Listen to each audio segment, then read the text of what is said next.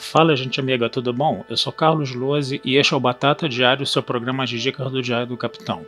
E hoje nós vamos continuar a conversar, sobre Jornada nas Estrelas Estranhas New Worlds. Chegamos ao 8º episódio intitulado O Reino Elysiano.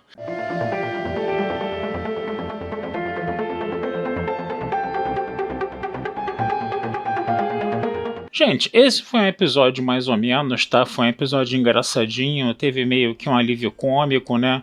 Aquela coisa de você pegar uma história de Jornada nas Estrelas e colocar um monte de elementos fantasiosos, né? Bem parecido com Shore Leave, né? Como a gente viu na série clássica, né? Que aparecia aquele coelho lá no início do episódio, né? E aí tudo que as pessoas imaginavam acontecia, né? E aí o episódio foi uma bagunça só.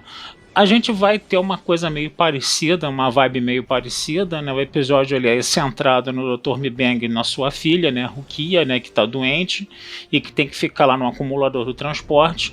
E aí o que vai acontecer? Ele vai ler uma história de conto de fadas pra menina, né? A menina quer uma mudança nessa história de conto de fadas, né? E aí ele precisa, né? Colocar a menina no acumulador de transporte de novo, antes de terminar de ler a história.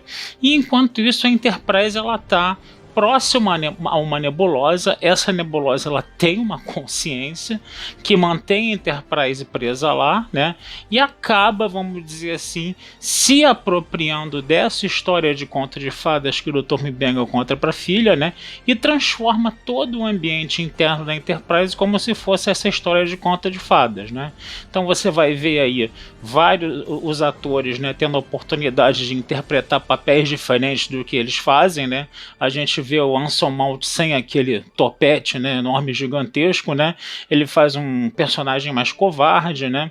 E aí a gente vai vendo, né, como os atores podem, né, desenvolver suas potencialidades interpretando outros personagens, né? Isso fica com uma cara enorme de alívio cômico, né? Você vai ter momentos engraçados, né, por causa disso, né? Mas no final das contas, né, esse episódio ele novamente vai trabalhar aquela questão do melodrama, né, que a gente já está tão acostumado a ver nas produções da Secret Hideout, né? E aí ele vai meio que dar um desfecho, né, para essa história da filha do M'Benga, né? Porque o que vai acontecer? Essa entidade consciente que vive na nebulosa vai entrar em contato com a filha do Dr. M'Benga, vai perceber como ela está presa ali no acumulador de transporte, como isso está sendo triste para ela, né? E aí ela vai interagir, né, com a filha do Dr. M'Benga e vai curar a filha do Dr. M'Benga, né, da doença que ela tem, né? Mas isso vai ter um preço, né? Ela não vai poder sair lá da região da nebulosa, ela vai ter que inclusive se incorporar, se juntar, né, com essa entidade, com essa consciência que vive na nebulosa, o que vai acabar provocando, né, uma despedida entre o pai e a filha, né, no caso, né? Mas aí ele sabe que a filha vai estar bem, que a filha vai estar viva, né, no caso, né? E aí você tem esse componente aí um pouco mais melodramático, né? Que eu vou confessar a vocês, eu acho que nesse episódio ele funcionou, né? Porque como esse episódio ele pendeu muito mais para fantasia, né, do que para ficção científica, né? Ele acaba funcionando bem, entendeu? Acaba dando um desfecho, vamos dizer assim, feliz, né? Ou mais ou menos feliz, né, para a filha do Dr. M'Benga, né? E o interessante também nessa história toda aí foi ver que o Hammer, né, também não foi afetado, né, assim como o do Dr. M'Benga, né, pelo clima de fantasia, né, que a consciência da nebulosa acabou fazendo dentro da Enterprise, porque o Hammer ele tem um poder telepático forte, ele conseguiu bloquear, entendeu?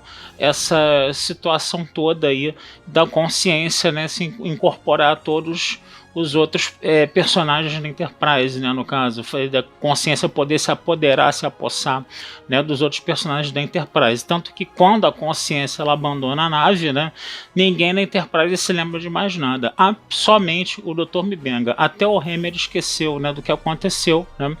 Mas é interessante a gente perceber que esse episódio aí, né, foi um episódio mais pendendo para fantasia, mais pendendo para o lúdico, mais pendendo para brincadeira, coisa e tal, mas a questão dessa consciência que se apropria da filha do Dr. Mibeng a cura, né, acaba sendo, vamos dizer assim, o desfecho dramático do episódio, que eu achei particularmente um bom desfecho dramático, né, apesar de você ter sempre aquela carga, né, de melodrama que a gente viu na série, mas foi um episódio que valeu, eu acho que principalmente pela forma como os demais atores, né, da série ali, né, puderam fazer personagens diferentes do que você está acostumado a ver na série, né, e aí você tem uma exploração de potencialidades ali, você sente que eles estavam se divertindo muito, né, ao interpretar seus personagens do conto de fadas, né, que você sente que a coisa era muito engraçada, que tinha essa brincadeira, essa coisa lúdica, né, de você trabalhar novos personagens ali, né?